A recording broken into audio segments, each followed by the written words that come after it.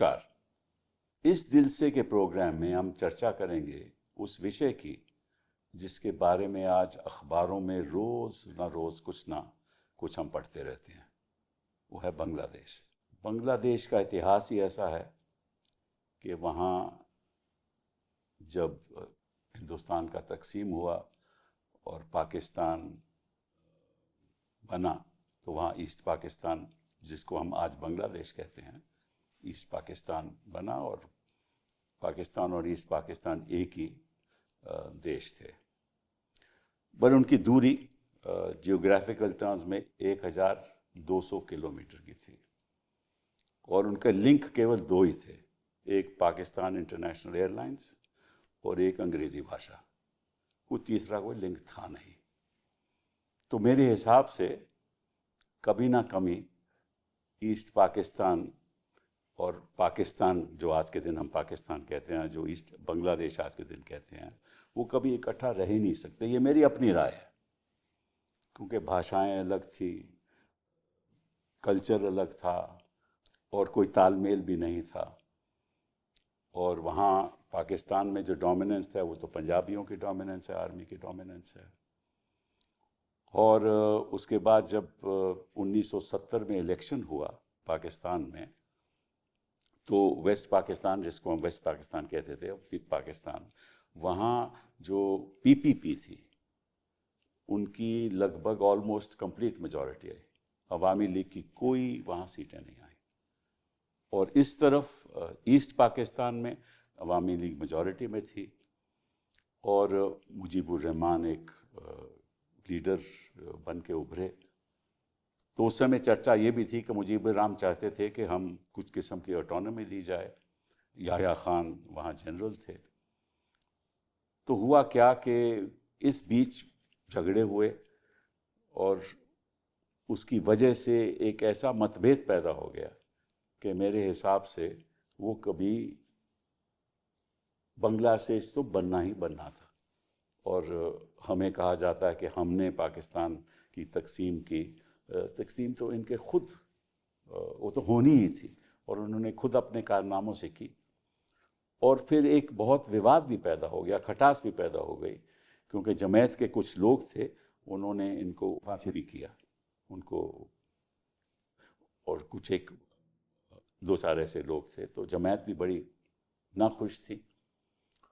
लेकिन आज की स्थिति बदल गई कि जब शेख हसीना जी 2006 के बाद वहाँ की प्रधानमंत्री बनी, 2024 तक प्रधानमंत्री, 25 तक प्रधानमंत्री रही, तो इस बीच कई इलेक्शन हुए, जनरल इलेक्शन हुए और विश्व में सबको मालूम था, हमें भी मालूम था कि इलेक्शन सही तरीके से हो नहीं रहे। तो उसका नतीजा तो होना ही था।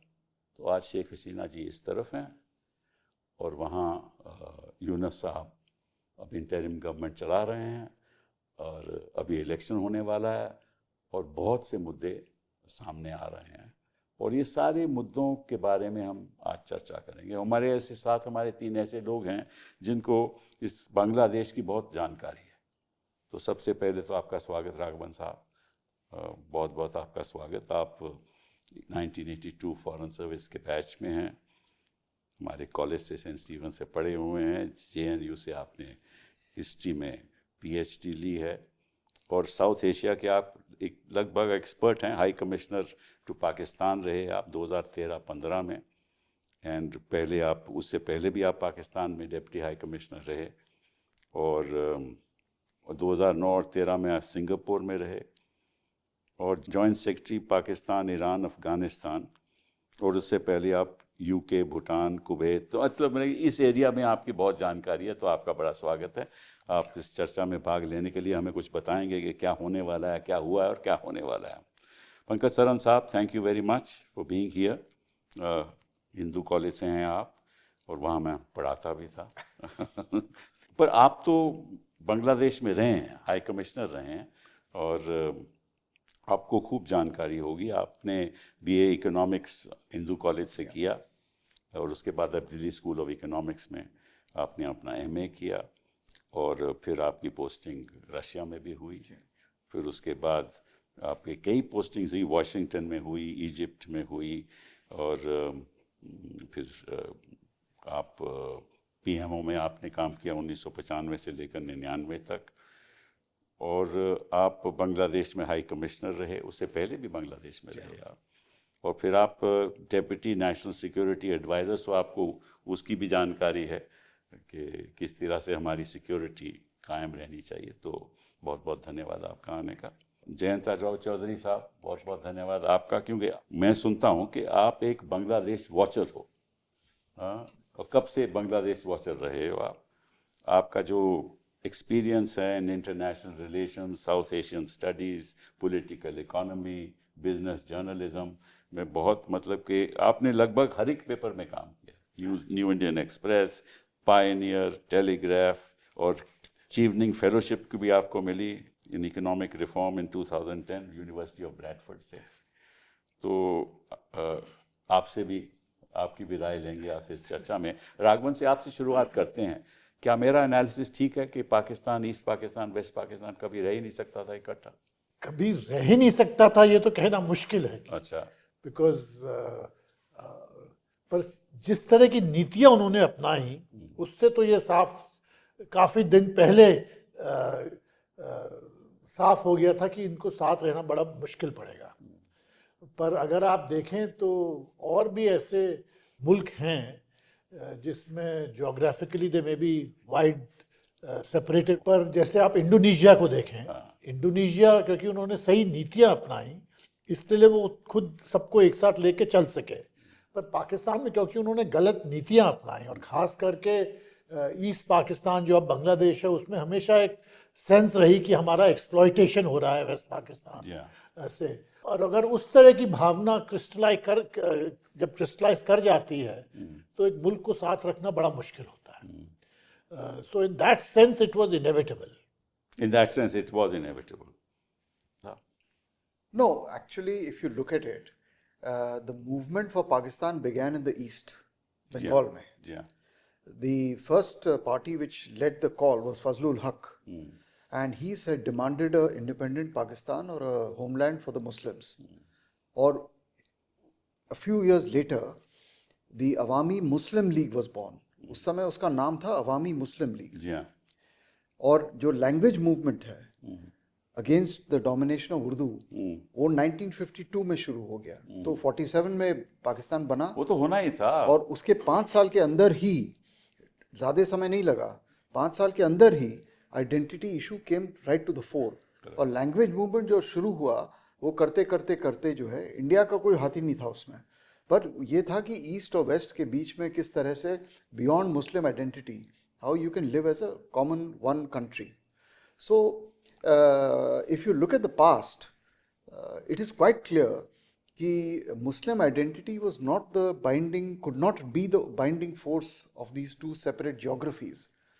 और लैंग्वेज का इतना प्रभाव हुआ बांग्लादेश में और ईस्ट पाकिस्तान में कि 52 से करते करते करते हम 70 तक पहुंच गए जब चुनाव हुआ, जैसे आपने।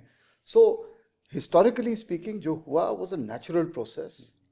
तो और एक तरह से गलतियां सब पाकिस्तान, वेस्ट पाकिस्तान में थी, उनके लोग भी खुद कहते हैं कि गलतियां हमारी तरफ से हुई। अब फ्यूचर में क्या होगा उसके बारे में चर्चा अभी चर्चा करेंगे उसके बारे में। पहले मैं आपसे जानकारी लेना चाहता था, क्या मेरा एनालिसिस सही है? अगर बिल्कुल सही है। मौलाना आज़ाद ने चट्टान को एक इंटरव्यू दिया था 1946 में। अच्छा। जहाँ पे उन्होंने 2-3 चीज़ें कही थी। एक तो उन्होंने भविष्यवाणी किया था कि लियाकत अली और जिन्ना साहब के देहांत के बाद, उसके बाद यहाँ पे मिलिट्री रूल ही आएगा, क्योंकि कोई लीडरशिप नहीं है पाकिस्तान में, और ये खिलौना हो जाएगा बड़े पावर्स के, वो खेलेंगे पाकिस्तान को लेके। दूसरी, उन्होंने बहुत सोच के बताया था कि ईस्ट पाकिस्तान के जो बंगाली हैं वो कभी मानेंगे नहीं इनकी डोमिनेशन, और वो बगावत करेंगे ही करेंगे। और अगर आप देखें 1948 में मेरे ख्याल से या 39 में फजलुल हक साहब, जिन्होंने खुद पाकिस्तान की मांग की थी, वो आए थे पश्चिम बंगाल में कलकत्ते में अपने इलाज कराने। अच्छा। तो वो निकलने के बाद डॉक्टर बीसी राय ने उस वक्त में उनको एक संवर्धना सभा दी महाजती सदन में। वहाँ पे कीज ऑफ द सिटी उनको प्रेजेंट किया। अच्छा। तो उनके आंखों में आंसू आ गए, उन्होंने उनको गले मिले, कहे कि 2 बंगाल अलग नहीं होने चाहिए, वगैरह वगैरह उन्होंने बोला। वापस गए, traitor to the country Dawn की हेडलाइन थी, और अरेस्ट। साथ ही साथ में सबको अरेस्ट कर लिया, जितने भी जो अवामी फैक्शन है ऑफ द मुस्लिम लीग, तभी मुस्लिम लीग थी सर, और ये हमारे शेख मुजीबुर रहमान को जेल में रखा गया, उनके साथ एक कांग्रेसी था और एक फॉरवर्ड ब्लॉक का आदमी था, वो बेचारा बीमार पड़ गया, उसको इलाज कराया इन दोनों ने मिलके। तो आप कह सकते हैं, और जिन्ना ने जिस दिन बोला खड़ा होके ढाका यूनिवर्सिटी में कि the language of Pakistan will be Urdu and Urdu alone, that day the grave was dug. हाँ, मैं भी यही सब सोचता हूँ क्योंकि हमें ऐसा ब्लेम किया जाता है कि हमने ये सब किया, और ये तो एक पॉलिटिक्स है मेरे हिसाब से। बिल्कुल सर। हम करते क्या कि इतनी आपने ऐसे काम वहाँ बांग्लादेश में किए कि लोग हमारे संग आने लगे, तो हमें अपनी सुरक्षा करनी थी। चलिए इससे हटकर पूछते हैं, आपको मालूम है कि मोदी जी जब सत्ता में आए तो उनका पहली पॉलिसी थी नेबरहुड फर्स्ट, और मुझे लगता है कि आज के दिन विच इज़ नेबरहुड लॉस्ट। क्या ये सही है? हमारे क्षेत्र में हालत तो काफ़ी ख़राब है। अगर आप बांग्लादेश को देखें, नेपाल को देखें, कुछ साल पहले श्रीलंका में जो हुआ था, अब इस सब में local factors play a very big role. अब ये नहीं कह सकते कि इसमें कोई भारत सरकार की कोई नीति के वजह से उपद्रव हुआ बांग्लादेश में। चर्चा करेंगे कि नीतियों पे उसको हम पर ये बात जरूर है कि हमारे खित्ते में कोई बाइंडिंग नैरेटिव थोड़ा कमजोर हो गया है। तो नेबरहुड फर्स्ट जो पॉलिसी है वो अपने आप में काफ़ी मजबूत है, सॉलिड है, पर in the absence of a regional narrative, मतलब मैं आपसे एक छोटा सा आपसे राय लेना चाहता हूँ। 2014 में इलेक्शन हुए, 2018 में इलेक्शन हुए, 2024 में हुए, तो सभी को मालूम था कि इलेक्शन रिग्ड हैं। वॉशिंगटन पोस्ट लिखता रहता था इलेक्शन बांग्लादेश में रिग्ड है, हमें भी मालूम था। हाँ, और हमें ये भी मालूम होना चाहिए था, क्योंकि हमारा फॉरेन पॉलिसी रिएक्टिव नहीं होनी चाहिए, प्रोएक्टिव होनी चाहिए। हमें भी मालूम था कि कुछ ना कुछ गड़बड़ी हो रही है और एक विवाद होगा। एक जेन जी जो रेवोल्यूशन हुआ नेपाल में, वैसे भी हमें मालूम था कि कुछ ना कुछ वहाँ होने वाला है। तो हमने अपनी जो चैनल्स ऑफ कम्युनिकेशन क्यों कायम नहीं रखी दूसरों के साथ, क्योंकि आज के दिन तो कोई चैनल ऑफ कम्युनिकेशन है ही नहीं।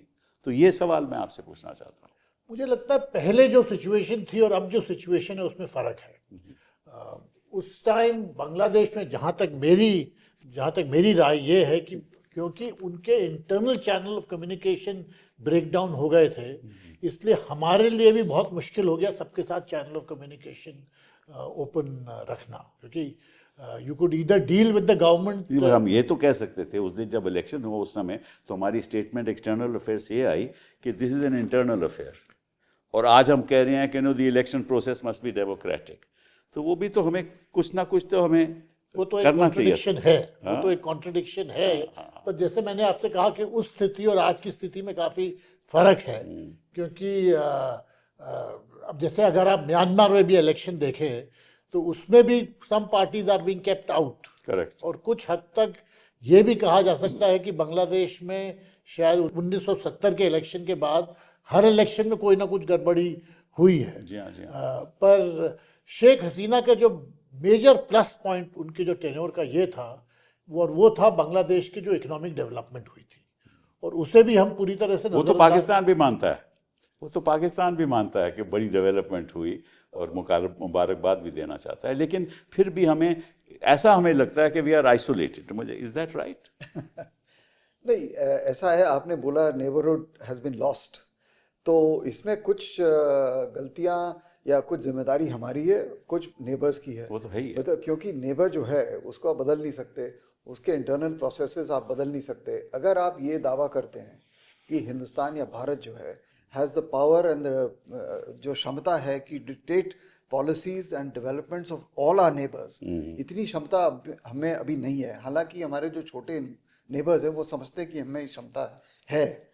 एक बात। दूसरी बात यह है कि जहाँ तक डेमोक्रेसी की बात है, जो आपने चुनाव के बारे में बात किया है, ये चुनौती तो हर जगह है, चाहे आप पाकिस्तान में देखें, चाहे म्यांमार में देखें, चाहे श्रीलंका में देखें।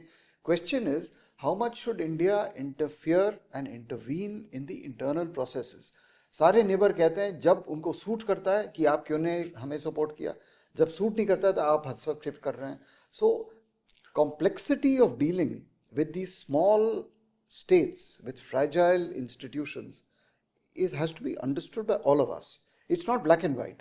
अब आप दूसरी जो रियलिटी ये है, 2014 में 1947 के बाद पहली बार किसी प्राइम मिनिस्टर ने सारे नेबर्स को बुलाया इनॉग्रेशन पे। जी हाँ, जी हाँ, तभी तो मैंने कहा कि 2019 में बुलाया, कभी पहले हुआ नहीं 70 साल में। जी हाँ। तो ये नेबरहुड फर्स्ट का एक वो था, प्रूफ, प्रमाण था। बिल्कुल। उसके बाद छितर बितर हो गए सब। अब इसमें इंडिया की कितनी जिम्मेदारी है, उनके इंस्टीट्यूशंस की कितनी जिम्मेदारी है, हमें इस पे गौर करना चाहिए ना। कुछ तो जिम्मेदारी हमें, कुछ भी हमारी भी तो खामियां होगी। अगर आप जिम्मेदारी निभाएंगे तो आपको बोलेंगे आप होते कौन है। आज हमसे कहते हैं कि आपने डिक्टेटरशिप को सपोर्ट किया है, आज हम डेमोक्रेसी की बात करेंगे, कहेंगे आप चुप रहिए, आपको मतलब क्या है, चाहे अवामी आए चुनाव में ना आए, इससे आपको क्या मतलब है। जी हाँ। और कल को हमने बोला कि चुनाव ठीक है तो वो कहते हैं कि आपने क्यों बोल दिया ठीक है।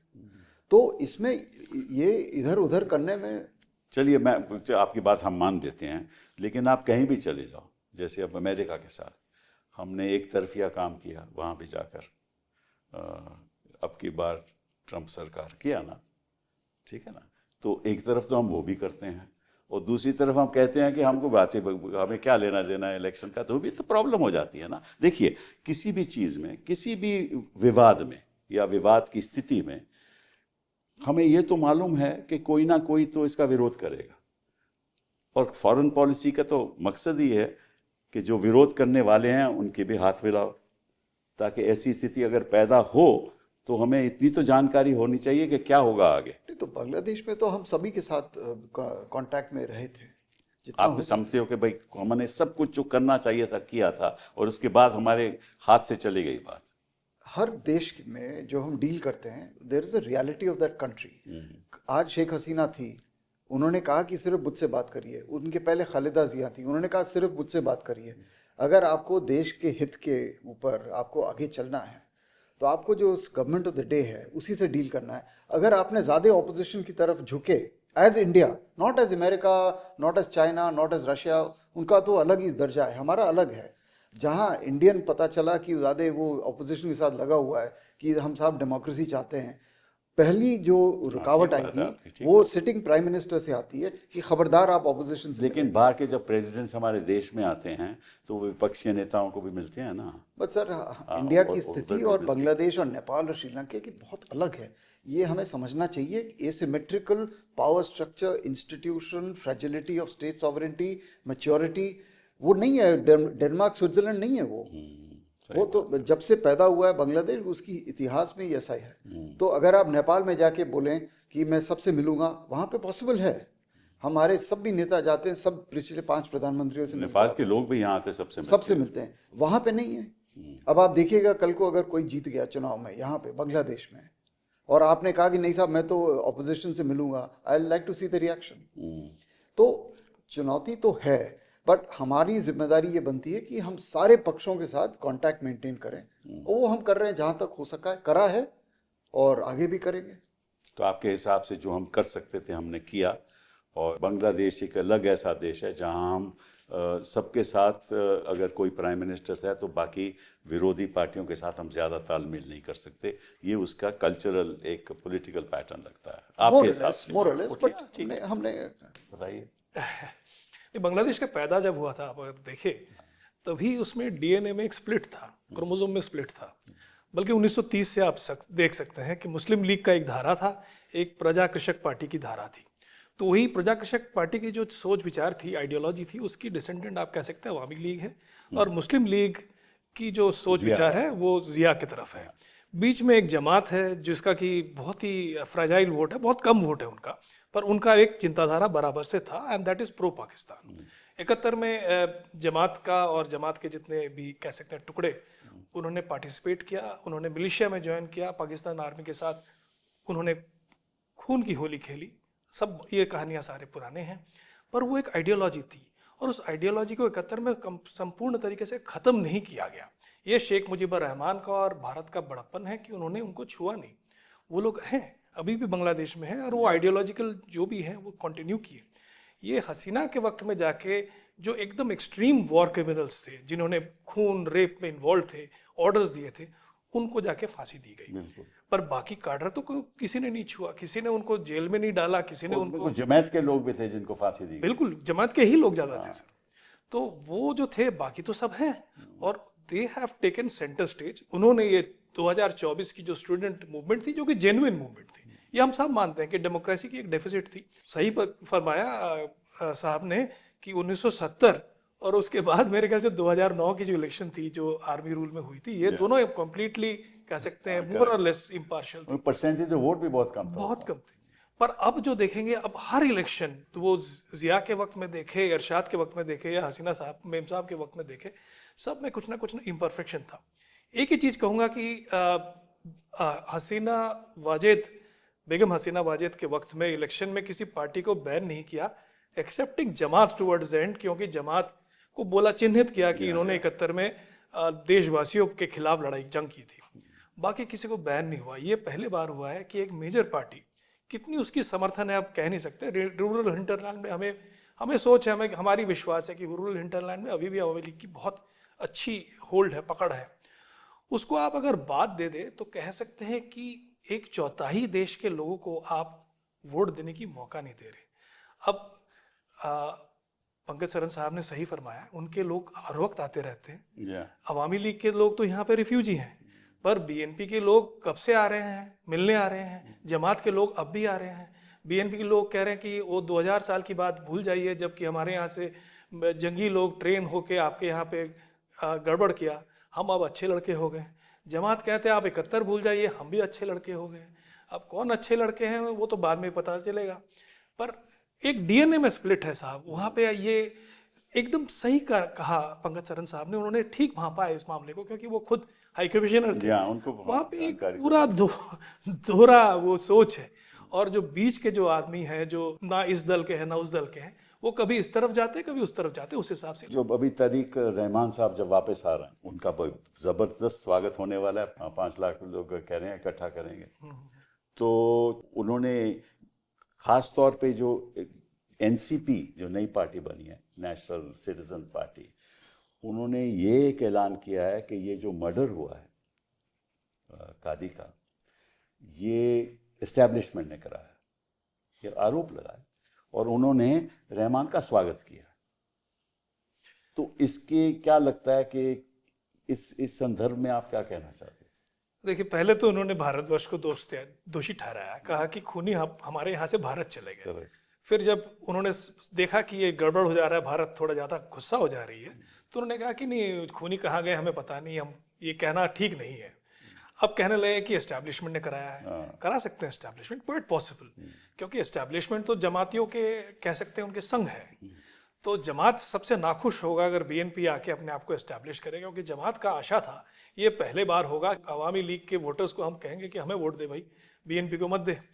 खास तौर से जो माइनॉरिटीज हैं उन पे तो दबाव डाल ही रखे। अब तो चैलेंज बिटवीन वो है जमात एंड दिस थिंग।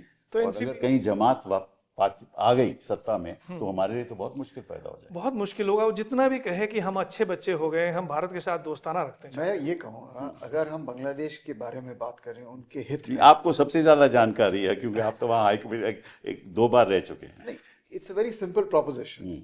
अगर हम चाहते हैं, जैसे आपने शुरू में कहा डेमोक्रेसी के बारे में, if you are well wishers of Bangladesh, और जो पहले हम मान लिया बुराइयां हुई हैं, तो अब हम क्या चाहेंगे? The best election in the world should be held in Bangladesh. Most free, most fair, most inclusive.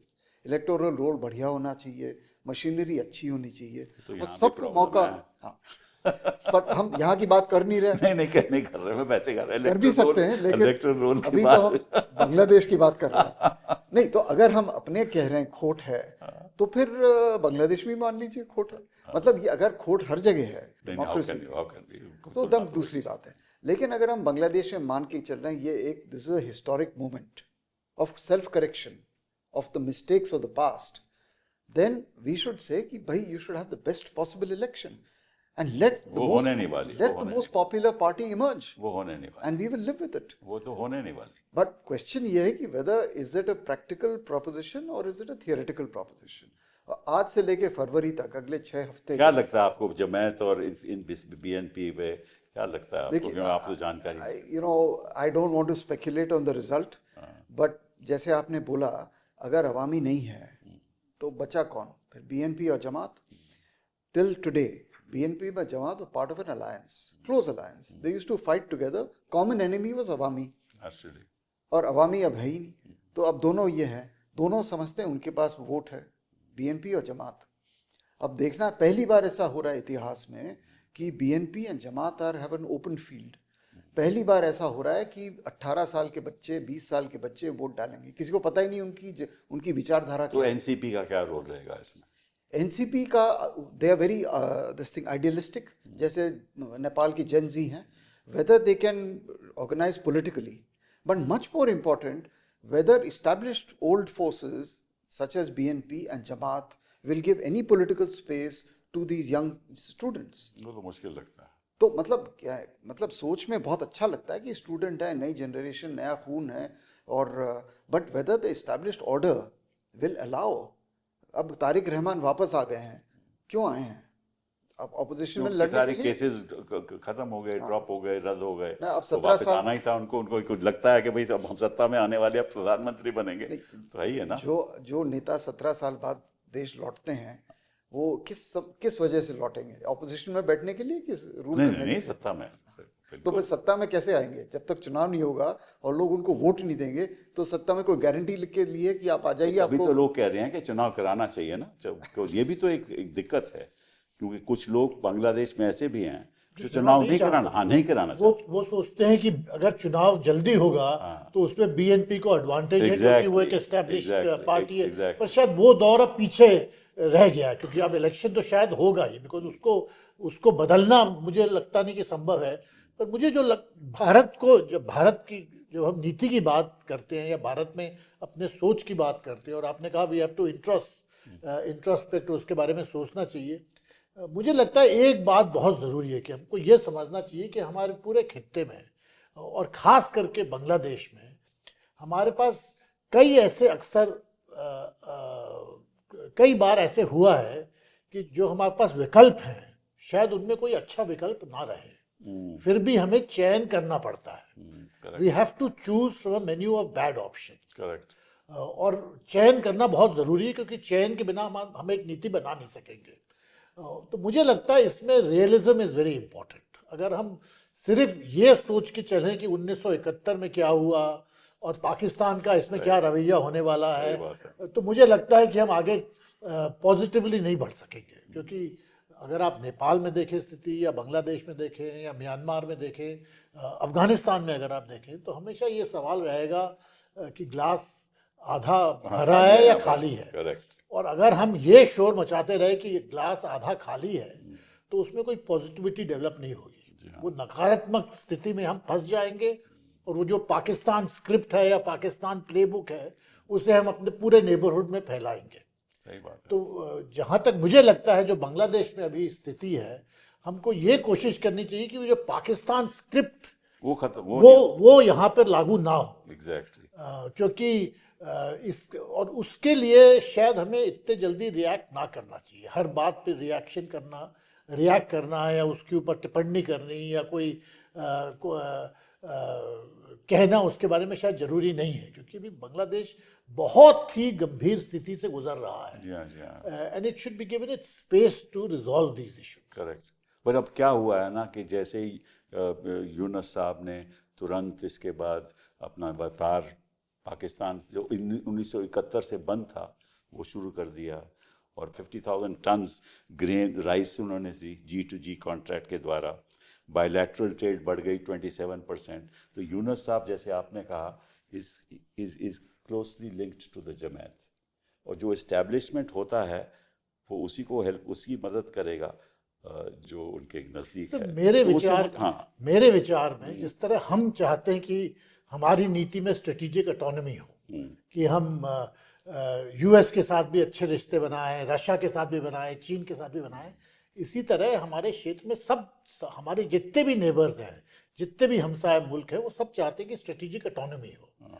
तो आप ये नहीं कह सकते किसी को कि आपने पाकिस्तान के साथ ट्रेड क्यों शुरू किया। जो हमारे एडवांटेजेस हैं हमको उस पर कॉन्सेंट्रेट करना चाहिए। तो वास्तविकता बता रहा हूँ कि सर, वास्तविकता है कि बांग्लादेश में हमेशा एक सोच रही है कि उसके रिश्ते पाकिस्तान के साथ जो बिगड़े थे 1971 में, उसके बारे में दे हैव रिग्रेट। वो जो स्पिरिट ऑफ 1947 है वो बांग्लादेश में हमेशा रहा है और अब शायद ज़्यादा उभर के आ रहा है. But what is the best way of dealing with it? उसके बाद जैसे मैंने कहा कि हमारे पास जो विकल्प हैं शायद खराब विकल्प में ही शायद हमको चयन करना पड़े, पर हम ये नहीं कह सकते क्योंकि सब विकल्प खराब हैं इसलिए मैं जो मेरी पोजीशन में सिर्फ वही कहते रहूँगा और स्थिति बिगड़ते रहे तो बिगड़ते रहे. वो तो ये तो प्रॉब्लम होगी ना. वो कहते हैं कि शेख हसीना का एक्सट्रेडिशन मांग लिया उन्होंने, कितनी बरसों से मांग रहे हैं और हम उसमें दुविधा में हैं. क्या करेंगे? हम कुछ कर भी नहीं सकते, उनको वापस तो भेज ही नहीं सकते हम. ये तो हो ही नहीं सकता कि भाई एक्सट्रेडिशन मान के हम शेख हसीना को वापस भेजें. ये तो हो ही नहीं सकता. तो हमारे रिश्ते कैसे ठीक होंगे फिर? ये प्रॉब्लम है ना. देखिए, बांग्लादेश हिंदुस्तान की जो रिलेशनशिप है उसका इतिहास ऐसा है कि अगर 5 मुद्दे होते हैं और हम उनको 5 को रिजॉल्व कर देते हैं तो छठा आ जाता है.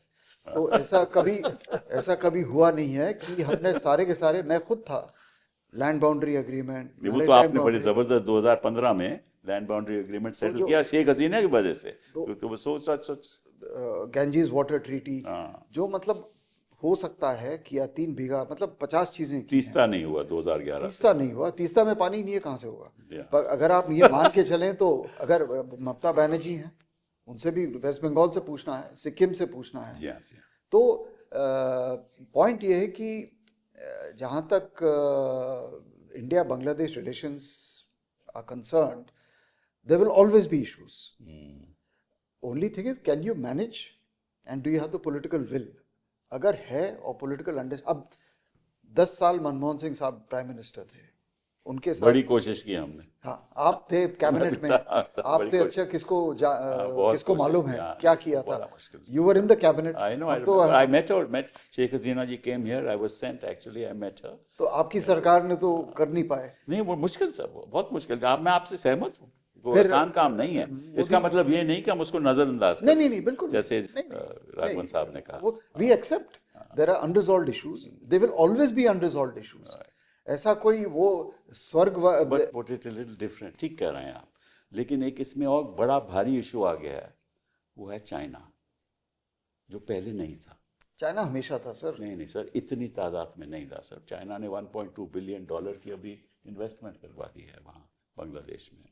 और उन्होंने ये भी कहा कि आप, क्योंकि हम 7 sisters are isolated, our route is only through China को सबसे ज्यादा फायदा हमेशा मिला है, लेकिन शेख हसीना ने कोई कसर नहीं छोड़ी चाइना को बुलाने के लिए. Submarine base, 70% military equipment from China, all infrastructure projects. Therefore the situation has changed. मैं तो यही कह रहा हूँ ना, पहले तो इतनी था. देखिए, बिकॉज एक बार चाइना एक लगभग सुपर पावर बन गया, इकोनॉमिक हेफ्ट उसका इतना ज्यादा है कि हम मुकाबला कर नहीं सकते जितना भी चाहें. ठीक है ना? बिल्कुल. तो अगर आप मुकाबला कर नहीं सकते तो निश्चित रूप से जो हमारी पॉलिसी, जो कौटिल्य का अर्थशास्त्र में लिखा था, the enemy is your friend. हाँ, तो अब तो Pakistan is not an enemy for them, so it is their friend. And China is also with close to, as you know, the relations between China and Pakistan.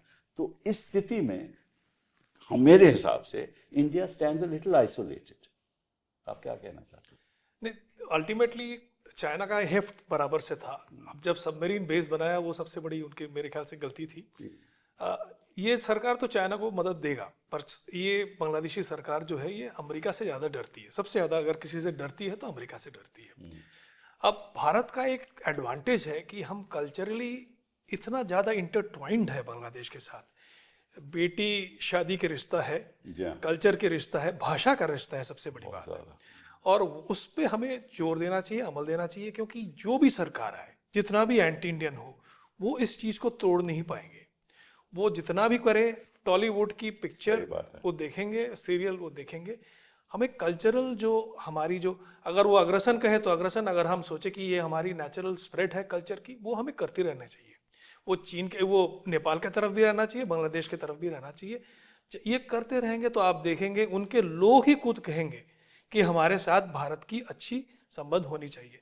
Sheikh Mujibur Rahman ने उनको dub किया गया कि Indian agent है, इसीलिए किया गया क्योंकि उनकी जो दफ़ाएं थी उसमें सबसे बड़ी एक दफ़ा जो पाकिस्तान को गुस्सा आया था, जिसमें वो ये था कि भारत के साथ हमारे अच्छे रिश्ते होने चाहिए. हम क्यों गेहूँ वेस्ट पाकिस्तान से उतना दूर से समुद्री पथ में लेके आएंगे जबकि हमें बगल से पश्चिम बंगाल से चावल मिल सकता है। जी हाँ, जी हाँ। स्मगल हो रही है, स्मगलिंग मत कराइए, आप उसको लीगली लाइए। इस एक बात पे सबसे बड़ी उनकी गुस्सा था कि ये तो इंडियन एजेंट है। तो ये बात हर वक्त रहेगा, कोई भी सरकार आए उसको दखल अंदाज नहीं कर पाएंगे। 50,000 टन वो ज़्यादा दर में उन्होंने पाकिस्तान से खरीदी है, साथ ही साथ में उन्होंने 50,000 टन की भारत से खरीदी है, ताकि दाम की संतुलन आए। पाकिस्तान अगर 10 रुपये ज़्यादा दे रहा है और इंडिया 10 रुपये कम दे रहा है, तो उनको भी तो ये देखने पड़ेगा। और जहां आपने बोला चीन के बारे में, I just want to supplement what Jayanto has said. सच्चाई क्या है? आपकी बात मान ली मैंने, तो एक और भी सच्चाई है। ये सच्चाई है कि भारत ने 2 साल पहले तक एक साल में 15 लाख वीजा दिए जी हाँ, बांग्लादेशियों को। जी हाँ। चाइना से पूछ लेते हैं उन्होंने कितने दिए, और चाइनीज एम्बेसी के सामने कितने बांग्लादेशी खड़े होते हैं वीजा के लिए, और इंडियन एम्बेसी के सामने कितने खड़े होते हैं वीजा देने के लिए। ये भी बात तो ये फिर सही बात है, तो बिल्कुल फिर सही है। एम्पेरिकल एविडेंस है, मतलब इसमें कुछ कमेंट्री की बात ही नहीं है कि नंबर 1 डिमांड फॉर वीजा कहाँ है, इंडिया के लिए या चाइना के लिए, और सप्लाई कहाँ से आ रही है वीजा की, इंडिया से कि चाइना से। और जब अगर आपके पास 20 लैंड कस्टम स्टेशन हैं, इमिग्रेशन पॉइंट्स। प्रॉब्लम हमारी ये है, मैं आपके जो मैं सोचता हूँ, जो सच्चाई भी है, कि अगर हमारी इफ़ वी हैड प्रोग्रेस्ड, हमारी उन्नति जैसे चाइना कर रहा था होती, हमारा इकोनॉमिक आर्थिक स्थिति बेहतर होती, तो हमारी जो पावर टू बार्गेन भी बेहतर होती। प्रॉब्लम हमारे सामने ये है कि हम domestically economically we are not a very we don't have that heft, and के लिए हमारी जो नेगोशिएटिंग पावर है इवन विद द वेस्ट नहीं रही।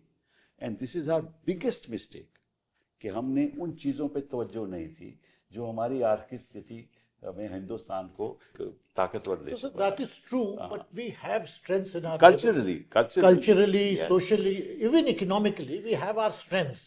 और ये सोचने की जगह कि चाइना क्या कर रहा है, क्योंकि चाइना के जो इंफ्रास्ट्रक्चरल स्ट्रेंथ्स हैं या मैन्युफैक्चरिंग स्ट्रेंथ्स हैं, we don't have, so we should try to compete everywhere. yes. पर मेरी राय में to play to our strengths we have to have a broader relationship. अगर आप बांग्लादेश के साथ बहुत ज़्यादा सिक्योरिटाइज कर देंगे अपनी relationship, then you will not be able to make progress.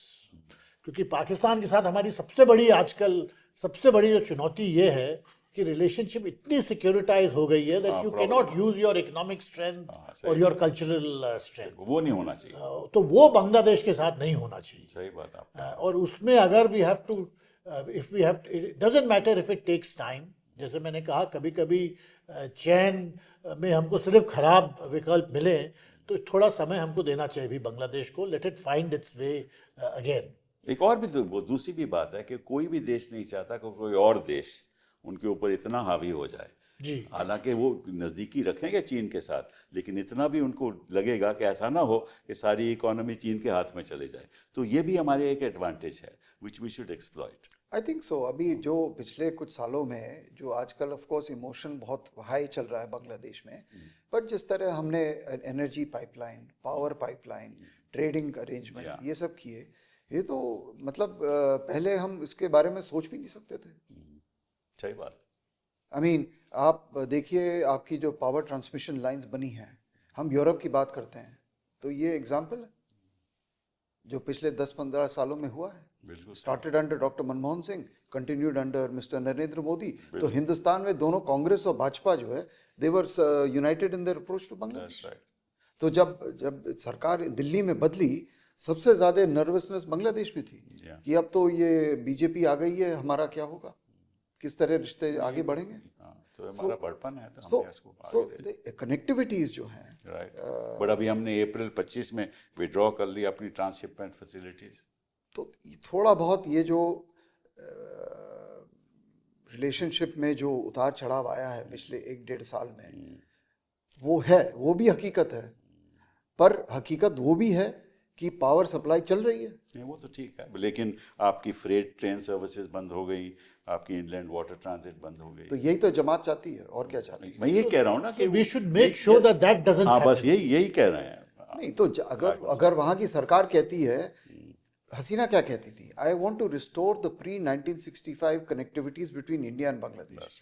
अगर कल की सरकार कहती है my mandate is to break all the connectivities, तो आप जबरदस्ती थोड़ी ट्रेन भेजेंगे। ये बिल्कुल सही है, ये बिल्कुल सही आप कह रहे हैं। We should also make sure that those connectivities which are in Bangladesh's interest don't become points of leverage for us. Because थोड़ा आगे की सोचने की जरूरत है हमें. We have to be have a slightly long-term vision about Bangladesh. चलिए एक लास्ट बात पे चर्चा करते हैं, आपसे शुरुआत करते हैं कि इतनी एंटी इंडिया फीलिंग बांग्लादेश में क्यों है?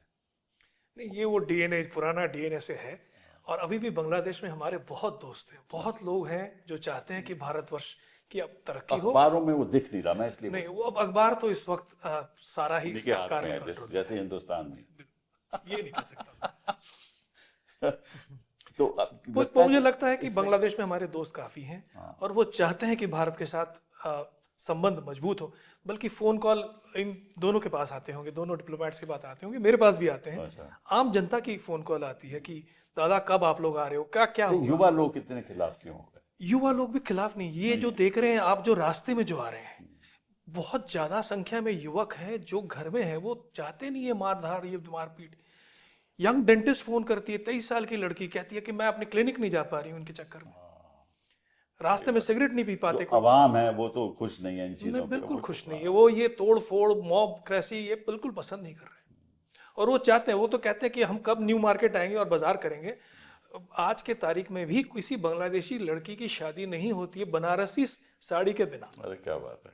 सर मेरे विचार में दक्षिण एशिया में शायद ही कोई ऐसा देश हो जिसमें एंटी इंडिया सेंटिमेंट नहीं हो।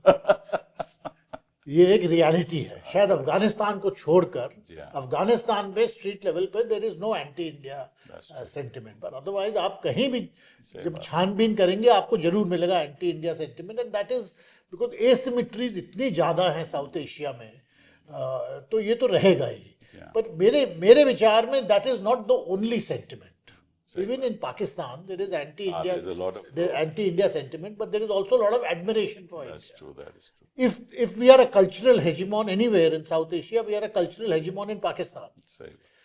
Because Bollywood film देखे, म्यूजिक देखे, लिटरेचर देखे, तो हमको हमेशा एक बैलेंस्ड व्यू लेने की जरूरत है, एडवांटेज हो। rather than just see the half empty part of the glass. बिल्कुल सही कहा आपने। Last word for you. नहीं, उसमें ऐसा स्ट्रक्चरल रीजन है और पॉलिटिकल रीजन है। Structural reason, unless you change the boundaries of India and Bangladesh, हमेशा रहेगा। अगर आप बांग्लादेश की ज्योग्राफी देखें, छोटा है, चारों तरफ घिरा हुआ है इंडिया से, मुस्लिम मेजॉरिटी लेकिन minority complex against a nation. They think they 9% सुना है हिंदू पॉपुलेशन। होता था 25%, अब कर करके कम हो गया है।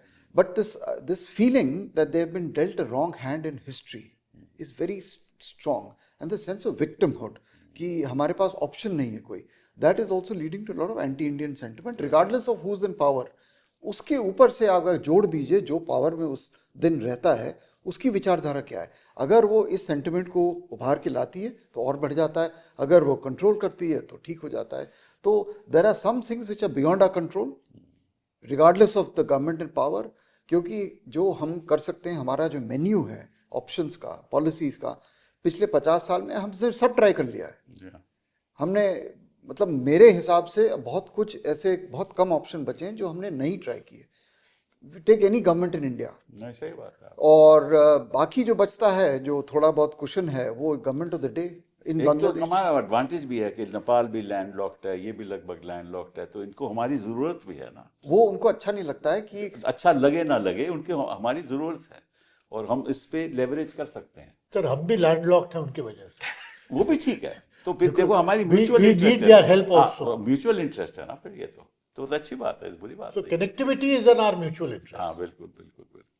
पर हमने मुझे लगता है कि मैच्योरिटी की जरूरत है दोनों देशों में, और बांग्लादेश भी एक दिन मैच्योर होगा। हमारा भी जिस तरह से यूरोपियन यूनियन बना है, एक दिन न एक दिन इधर भी होगा कुछ। हम मैच्योर नहीं हैं, हमें भी थोड़ी मैच्योरिटी दिखा। बहुत बहुत धन्यवाद। Thank you very much.